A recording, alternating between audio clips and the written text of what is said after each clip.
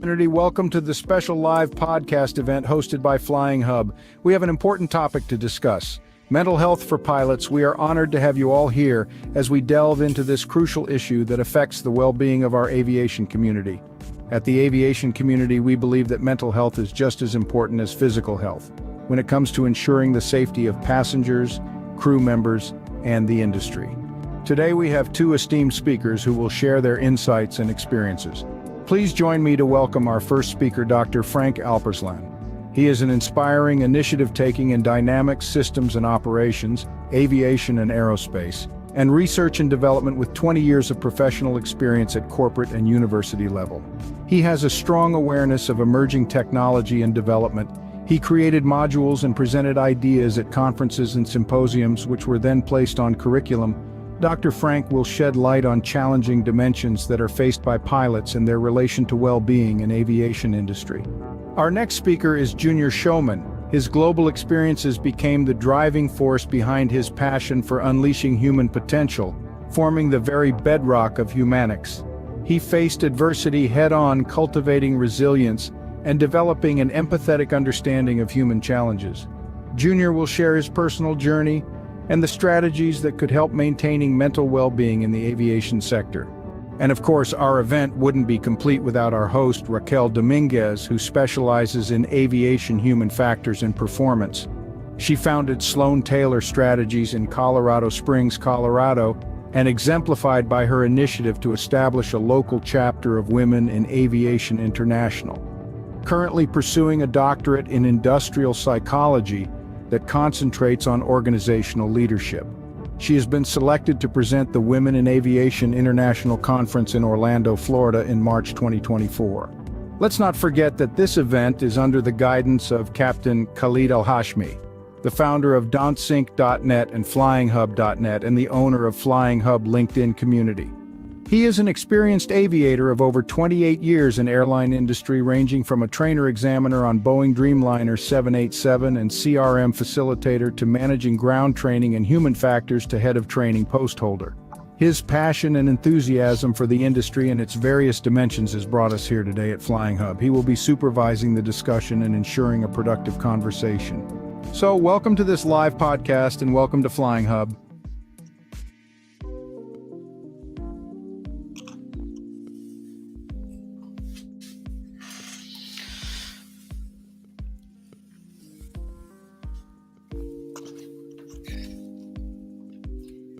Welcome to FlyingHub, everyone. I'm Raquel Dominguez, your host. Today we're exploring a critical question. Does mental health care genuinely help, or is it just we're checking the box? In our first episode, we will explore why mental health in aviation is crucial. It has become so crucial worldwide. So join us as we break down these barriers into this important topic. Welcome aboard, everyone. How is everyone doing today? Hi, Dr. Frank. Hi, Junior. Welcome. Welcome. Thank you for having. Yes. Thank you for having us on board. Doing fantastic. Looking forward to it. Well, wonderful. Yeah. Thank you, Junior. Thank you, Dr. Frank, for being here. And before we get started, I just want to share with everyone, you guys are also my co-host and my experts. And I want to thank our sponsor, thought-provoking.net, and a very special thanks to Captain Khalid for bringing the aviation community together on a global, something that hasn't really been done globally is bringing all of us together to discuss mental health. So thank you for putting this together. And thank you to Don'tSink.net. So before we dive into this topic of mental health, I want to start with, the principle of what mental health is. What does it mean to the aviation community? Because it's just such a emotional topic for so many of us. I'm a huge mental health advocate for pilots, and I would like to start with the principle in breaking down mental health so we can have a better understanding of what that means for pilots. Okay, So, with that said, I want to start with Junior. Junior, with all the experience you have with, working with cognitive, just the different organizational burnout, what does mental health mean for pilots and the aviation sector?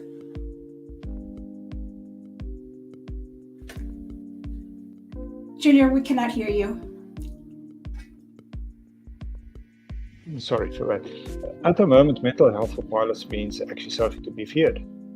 It's not something that is welcome. It's not open conversation. So it is something that is causing actually quite a lot of stress within the community because there's no positive outlets for it.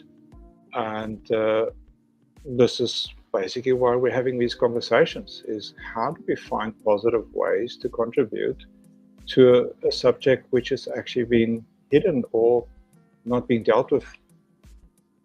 And that's basically where we're starting off now. So can we talk about it? Are we allowed to talk about it? What are we allowed to talk about and what we're going to talk about? And I think that's where we should start. Thank you, Junior, for that. And you made an excellent point of, it's a topic we're not talking about. We're hearing about it, but we're not getting to the principle of it. Dr. Frank, would you say, based on your experience, you have, intensive, over 15 years of research, if I remember correctly, it's been 20 plus. And would you say that fatigue fits under the same umbrella, burnout, fatigue, the stressors of the human factor, the error, the mistakes, under that same umbrella with mental health? Because I feel like we need to come to a point where we know how this all comes together with mental health, based on what Junior said. Thank you for a wonderful question. I'd like to start my speech today, if I may, Raquel and Junior, by sending condolences to the families of the 5 colleagues who passed away this week in Japan. And it's such a horrific tragedy. But thanks to the cabin crew of Japan Airlines of the A350 for not having any casualties in the burning airplane, and everyone made it out safe. That's what we are going to focus on. That's what we want to do with our research, and that's the point that we are meeting today, and we will be meeting in the future. Back to your question, very good question. Thank you so much. I appreciate it, and Junior's comment was also wonderful. Fatigue refers to a state of feeling, Raquel, like when you feel extremely tired. For instance, I'm teaching a lot of modules throughout the day. I'm also doing research from the night before, sleepless nights, evenings, and the next morning I get up early to go to class. It's like 10, 12 hours of nonstop speaking, plus interaction with the students, which I love. I love my job. That's why I've been doing it for a very long time. This is all I've ever done, is instructing, lecturing, teaching. So fatigue is a common thing. It's not just for pilots. Like, I don't want people to take it as it's a cockpit related issue. No, it's a human issue. It is for everyone. It's for Raquel, for Junior, for Captain Khalid, for me, other people on the street. Walking on the street gives you fatigue because you're tired. You're standing on your feet. The blood flows from the brain down to your feet. You need to somehow lay down and allow the circulation of the blood to go travel throughout your body. So that's fatigue. Fatigue can be physical or mental exertion. When people are tired, they are more demotivated, depressed, and they are more or less understanding. They can't stand it. Maybe a humorous joke as someone else may have done in the cockpit. It has to be sterile cockpit, but sometimes, when you have a 4-leg flight throughout the day, 4 legs, go, come back, and you do it 6 days a week, this wears out on you as a human being. So people need to somehow break the ice. Like, I'm a humorous guy. I'm sure everyone who are following me on LinkedIn, and especially YouTube, because you know me, I love to get my point across through humor. But fatigue is something that cannot be defeated by humor. It has to be regulated by laws, especially for people who are carrying the lives of hundreds of thousands of people every day. There has to be regulation. So overall, to summarize, fatigue, it can be physical, mental, or lack of sleep from the night before, sleepless nights like we have as researchers, or medical conditions. This could be a summary. Thank you so much for that, Dr. Frank. It's very insightful because I don't believe that, we really have a breakdown of what that looks like. We speak of fatigue. I'm fatigued. But really, Junior, what does that mean when someone is sharing with you, I am fatigued in the workplace? Outside of a pilot, in general aviation industry, whether you are crew or working on the airplanes, turning, everything is let's go on the ground. What does fatigue mean when someone comes to you as you explore cognitive ability? Well, basically, what it comes down to is you experience a sensation where you're just not processing. Very simple as that. It's difficult to make decisions. It's difficult to keep your concentration up. Your responses are retarded. Your levels of agitation is raised because you're not attentive and you feel like you're not being heard. That's part of a process. So fatigue has got multiple issues. And if we look at a cognitive level, it's like anything with an energy source. So the brain is there, it's functioning, but now all of a sudden the body is also tired. So what does the body do? What does the mind do? It has to utilize limited resources to do more work to keep you at some form of optimum level of performance. But the fatigue in the body and all those things are working counterproductive to that. So the net result is the body starts switching off certain components. The mind functions start being limited to what it's paying attention to. So what it's going to pay attention to this is where your amygdala and all those things come into play now, is going to pay attention to the things that is closest to its fright or flight or fear or whatever. It now starts involving emotions. It starts pulling out emotions because, you're fatigued, I'm tired, I can't go on, but you have to go on. So where does it go to? It causes stress. So it's got multiple factors into it, but basically what it is, the brain's got to manage it. It's got X amount of energy to do it with, and we are putting a extreme stress onto those limited resources.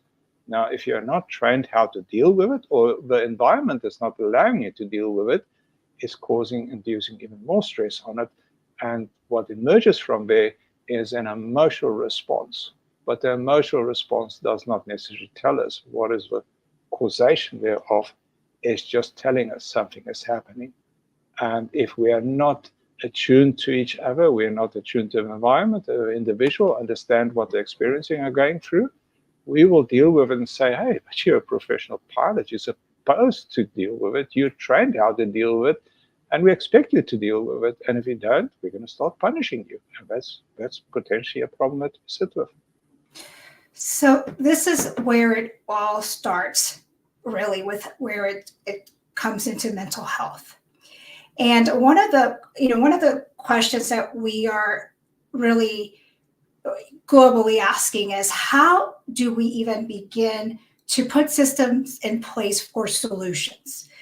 It seems complex, and breaking it down from Dr. Frank and from Junior, it seems like, understanding the foundation of where it starts and how it can evolve and escalate to something bigger. What would you say would really be a solution? Here we're talking about different dynamics globally. Mental health means let's go to speak to a therapist, let's go speak to a psychologist, or let's go to a psychiatrist. And then I'm going to add a little plot twist here, the curveball, because see, as a therapist, I have bad days myself where I am overwhelmed, where I have to show up to work. And here is a pilot who is coming and trusting the expert and making a decision whether this person is okay to fly. So who checks the checker is what I learned wisdom from a captain of a 787. And how would that even help a pilot for someone to just say, I'm going to go see a therapist without any foundation? Because they're still flying, they're still going all over the United States or all over international. And for example, in the United States, as a therapist, I cannot see a client outside of Colorado, right? My license would be only in Colorado or a Florida practitioner. So how do we really help these pilots when we have, the bigger picture of you just can't go to therapy weekly. You're still having an adjustment disorder. What do those solutions look like? How can we even start to help? Dr. Frank, would you like to share some thoughts? Honestly, cognitive impairment you just mentioned was a great topic, Raquel. I would like to congratulate, because cognitive impairment is a form of fatigue, which can lead to cognitive functions, like including reduced alertness, slower reaction times, difficulty concentrating. Your scenario is a little bit different, as in terms of, for instance, you're a lawyer, you can only practice law in New York, but you cannot practice in California. So I see your point, but there has to be a turnaround. For instance, the need for this is not only, I'm talking continents, by the way, please, no offense anyone, there is North America, South America, now Australia, now it's called Oceania, Asia, Europe, and Africa, right? And Antarctica, but only researchers live there. So yeah, so your license, yeah, like your knowledge, like my knowledge is good in Earth anywhere around this planet. Like if I go to Mars, if Elon Musk sends me to Mars, then I will have to learn their type, their science, their gravity, whatever.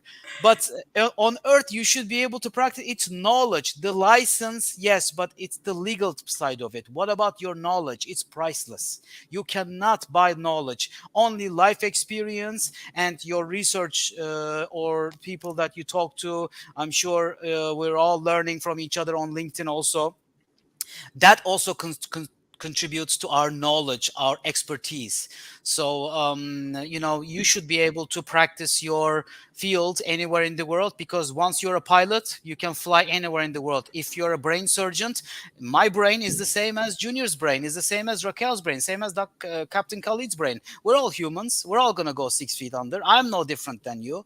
I'm just someone who loves to research. That's it. But I'm no different than anybody else. So we're all the same. So you should be able to practice it over on this side of the planet. Also, there's a need for this. And we're looking forward to you coming over and sharing your knowledge and expertise. But I hope maybe the lawmakers can maybe extend your jurisdiction so you can speak to more volumes of people.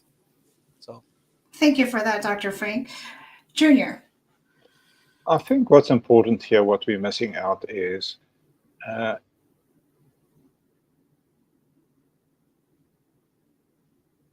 it's like a car that does a MOT. In the UK, we do a MOT. It's a yearly roadworthiness.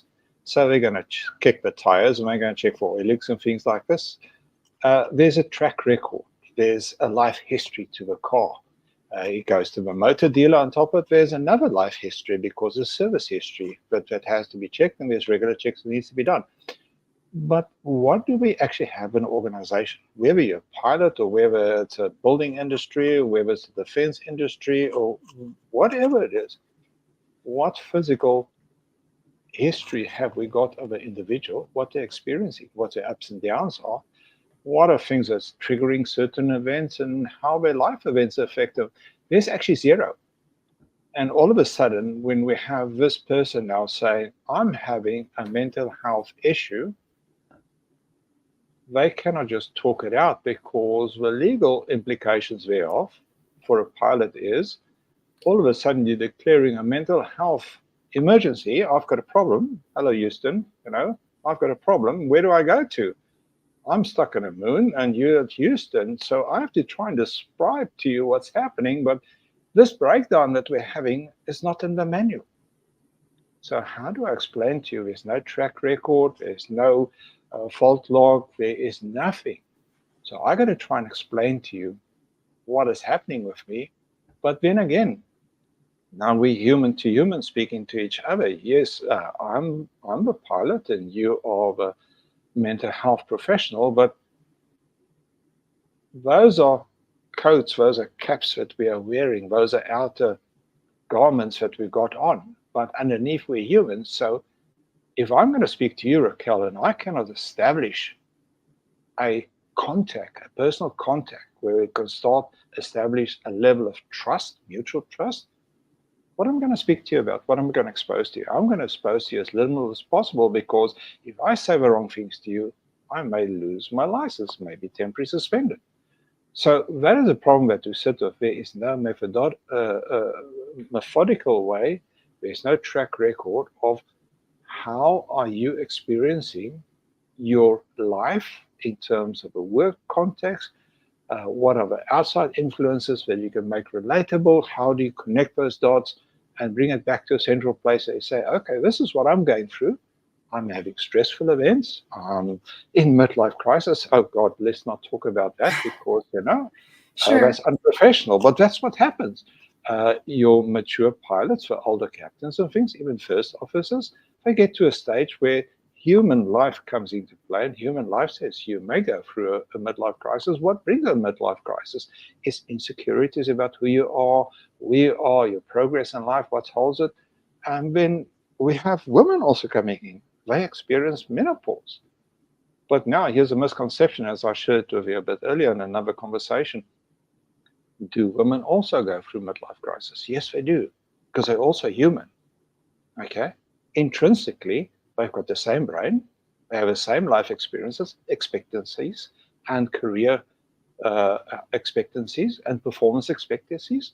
There's no differentiation if you, the pilot in that pilot seat, and you're flying, whether you're a man or a woman, you perform the same functions. You fly the same aircraft with the same proficiency and same responsibilities. And that seems to be neglected. But you unfortunately got that little bit added thing in. Now you also go through menopause, and is there allowance for it in a system? And that's basically what it comes to. What do we allow for in a system to accommodate the human as a human? And it seems to be missing. Absolutely. And I'm going to just kind of rewind and plug in that, females also who are flying, they have families. They're pregnant, they give birth, and then they take 3 months off to be with their baby.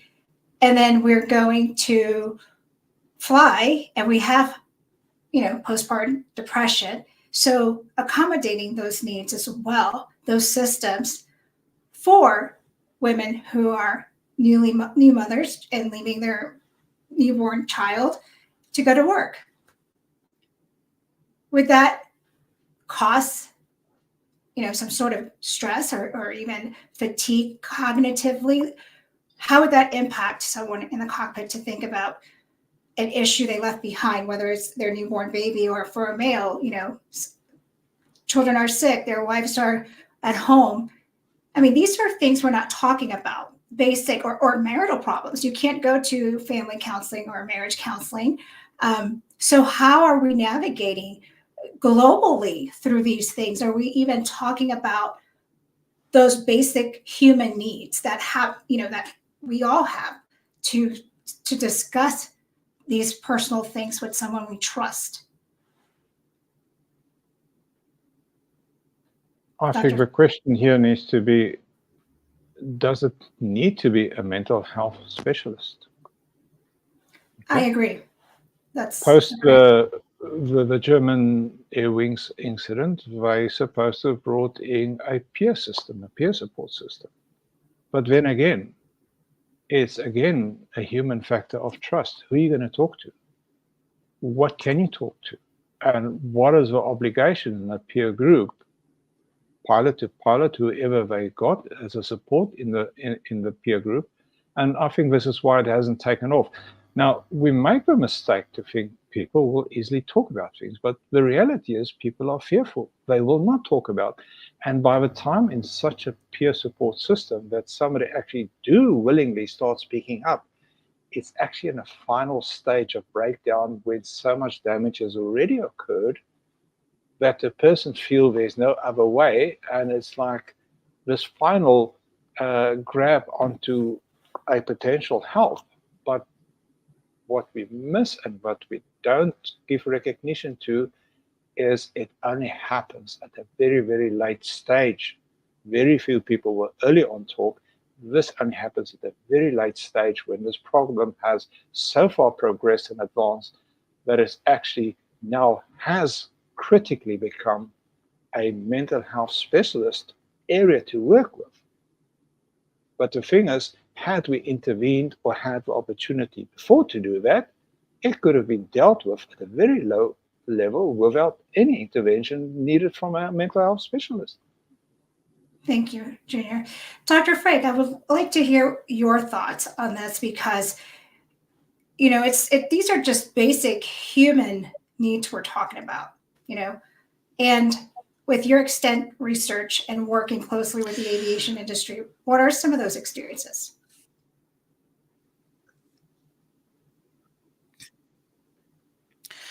Thank you for another wonderful question. I'd like to go back to what you said earlier.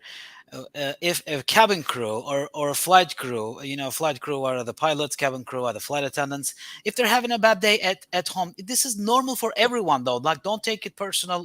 For those of the viewers watching us now or later, we're not pointing fingers at specific people. We're saying we all have some sort of good things happening and not good things happening. Okay, I don't want to send negative energy to the space because it comes back. It's kinetic energy.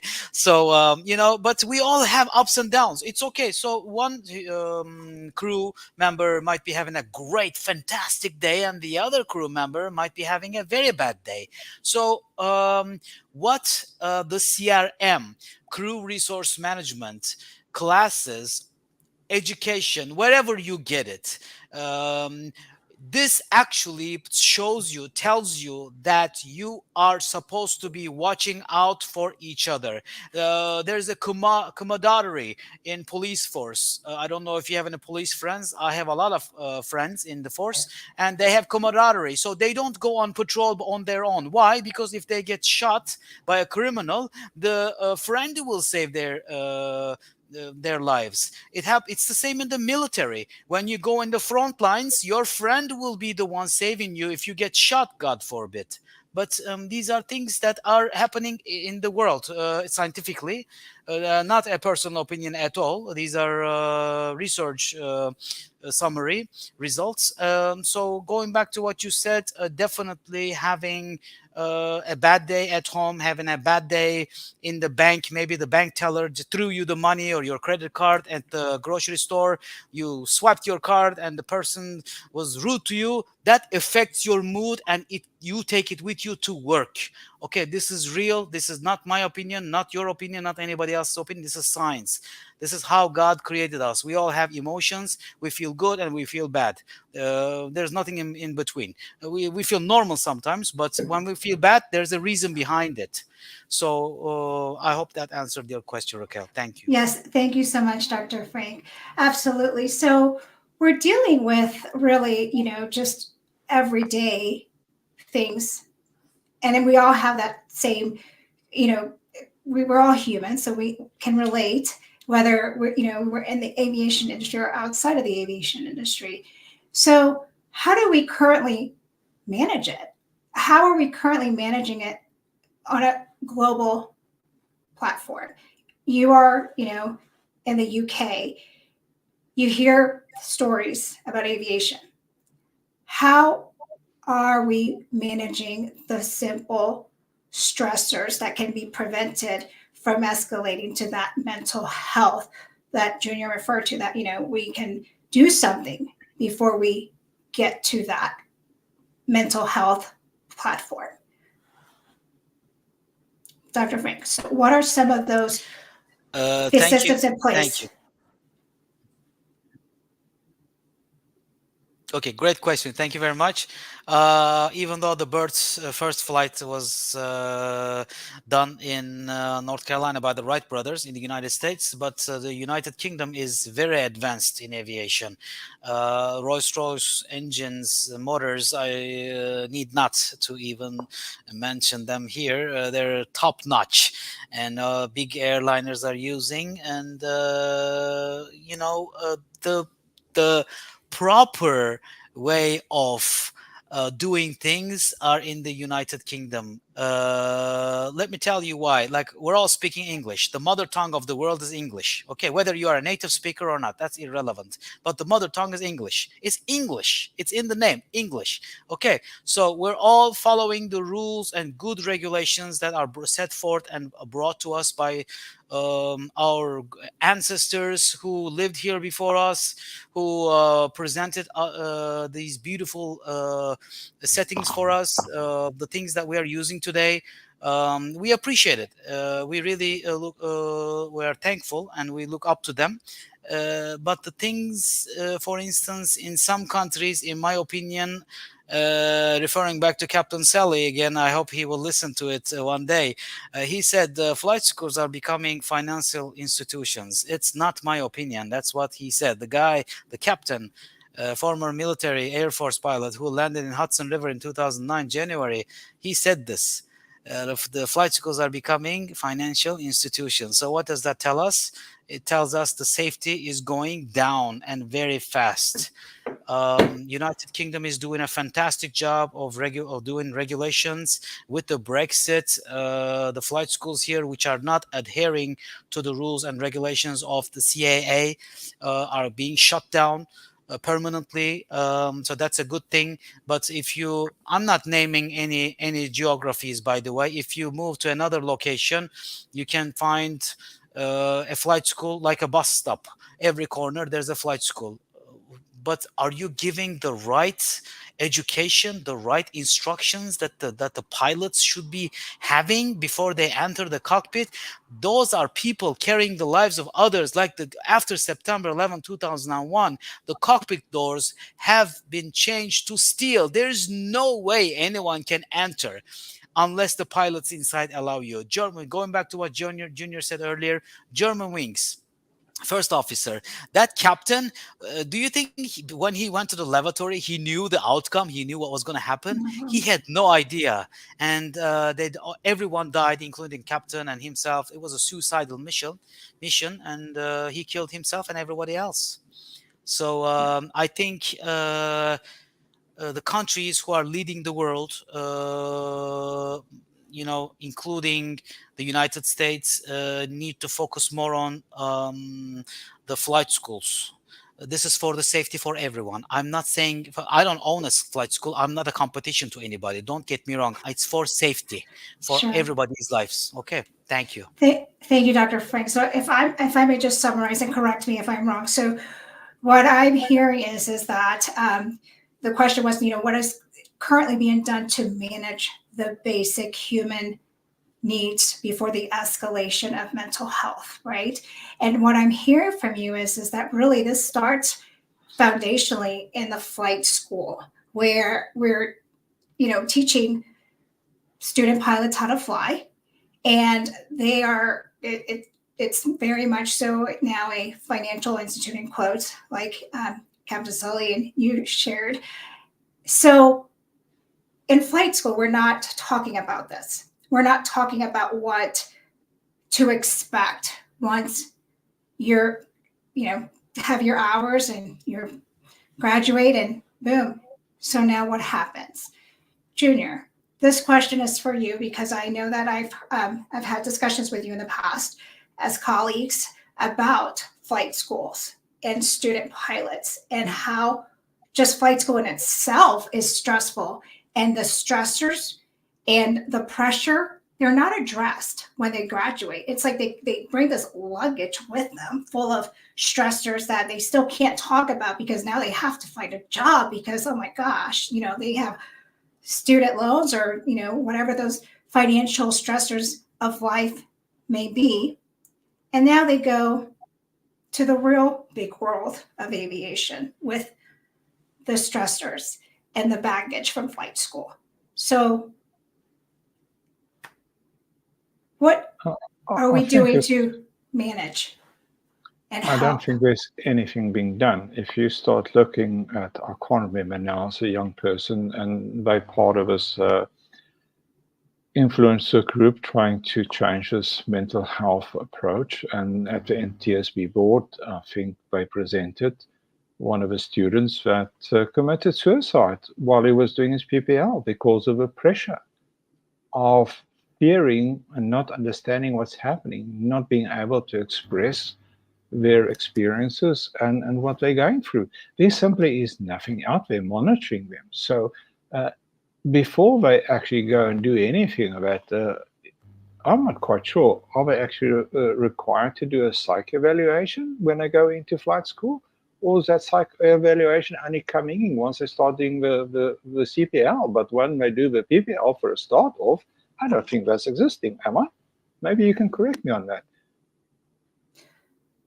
I'm not 100%. That's a great follow-up question for us to follow up for our next podcast. I don't, when I went through flight school at Spartan way back when, there was nothing. There were no systems in place. And we're talking about, without revealing our ages, because we're all so young, late 90s, early 2000, there was nothing in place to help flight students manage stress or even talk about it, because we knew going into the student pilot medical second class at that time, I'm not sure how much has changed, but we knew better to ask each other questions of what not to say or what to say or how to say it, how not to say it. And that going in before you even step foot into the cockpit of a Cessna 172 or 182 or whatever they're using, that's in itself stressful. And no systems. There is no system, and unfortunately, this is where the big shortcoming is in the system. Is you've got a logbook of flight hours, you've got a logbook of training, you've got a competence where you're basically building up a muscle memory capability, which they then turn around and say you're competent to fly.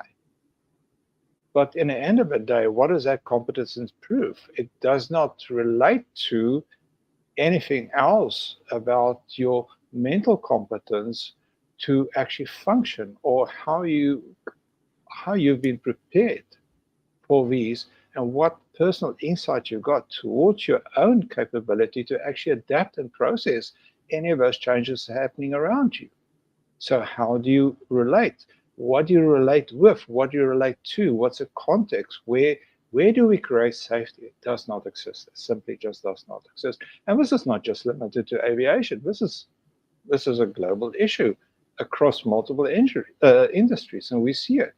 So you have a kid coming out of a young person, kid not being disrespectful, but for us old guys, they're kids. But anyway, so you've got the young person coming out of school. You know what? They're coming out of, as we know at high school, by you guys, who will be senior or whatever, they're coming out actually in burnout already. Sure. Sure. Almost on them and the debt and whatever it goes with it, and it just hyper escalates everything, compounds it. Absolutely. So you are already hypersensitive, you're hyper advanced state of stress, and now all of a sudden you go through this life process, and now all of a sudden you've never dealt with flight schedules, you've never dealt with that type of fatigue and all these things, and now real life becomes real, but nothing's prepared you. Yeah, absolutely. So thank you for that, Junior. It's very insightful. And so what I'm hearing is that we really need to start at the flight school level. If we're going to come together and find solutions to help, is really, implementing them from the student pilot level. And so we don't want to have the same pilot flying hypersensitive coming out of flight school. Oh my gosh, this is my first real big jet I'm flying. And then they go back to flight school days when they may have not performed well and all of these emotions, but yet they're not being addressed. I think if I could summarize from my point of view, what I'm thinking is we want the FAA and the NTSB and all those regulators that's out there that's been used as a stopgap they are the final, how can I say, crash barrier to stop it all from happening. But the thing is it fair of us to expect them to solve a problem that is not created by their problem? So if I go back to mining, where I originally started in, and in any other industry where there's high risk of safety, the rules are written in blood. They're written in people's lives, okay? Regulators come in as a final step to protect organizations and humans against themselves. But that's the final step. That is not waiting until we've reached that step before we do something. And that, unfortunately, is a perception that we've got now, is that we can make and break things, but at the end of the day, we then want to turn and blame the regulator for them doing something. This is not the regulator's problem. Yes, the regulator is going to be part of a solution, but this is not the regulator's problem. It's not for them to sort it out. It is for us at organizational level, at personal level, individual level to sort out. And this is what's quite critical. So we cannot transfer that accountability. We can't transfer that responsibility to others. Thank you so much for that, Junior. That's a great point. Dr. Frank, you have been in academia for so long. You've been in the organization, and you are constantly giving lectures, and you're traveling and research, and you take a group of, young students with you. And so how does this all tie in? Because if, at an organizational level, this is really important for us to point out as a leader, Dr. Frank. What are those observations and what are those challenges? And with your experience, how are you guys working together?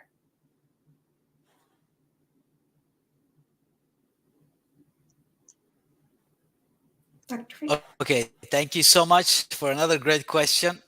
I appreciate it, Raquel, and definitely I'm echoing seconding and echoing what Junior just said.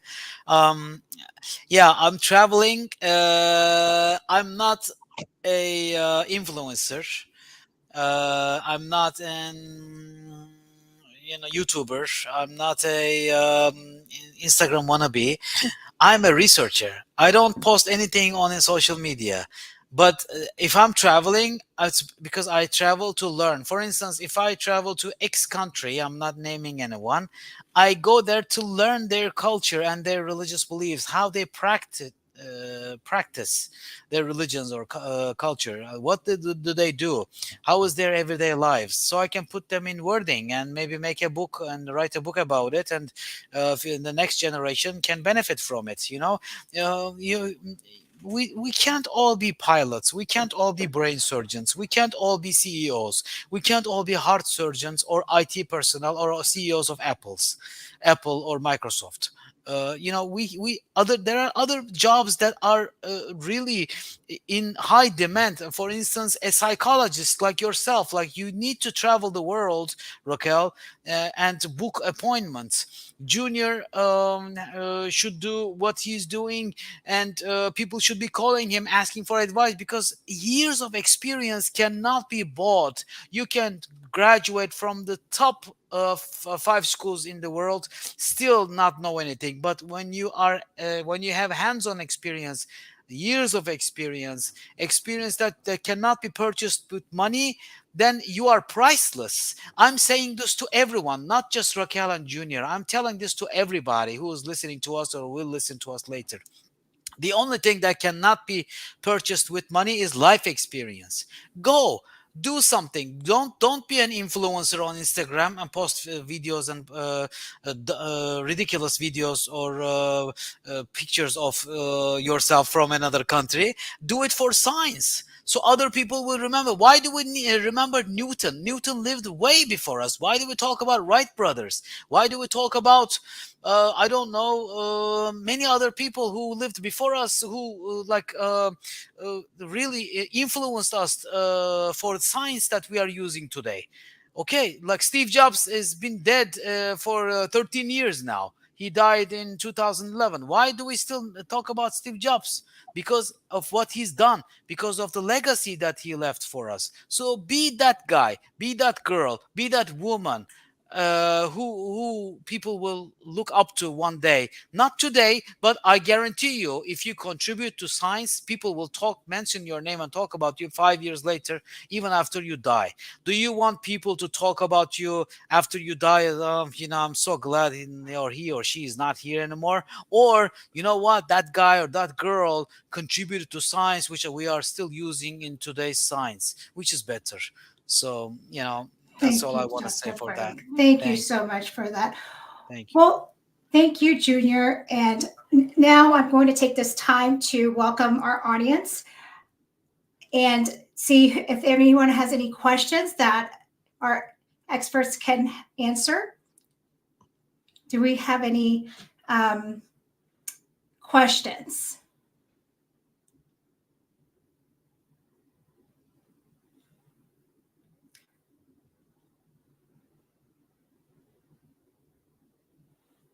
Well, at this time, I would love to once again thank our audience and Junior, Dr. Frank, Captain Khalid. Thank you so much. Thank you to all who have watched us live and will watch us again whenever it's convenient.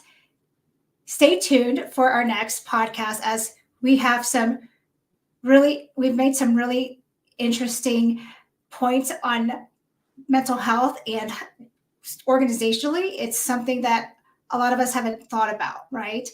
Where does this belong? And how can we find a solution to help one another? So again, thank you. And we'll see you guys next time. Stay tuned. Thank you. Thank you. See y'all later.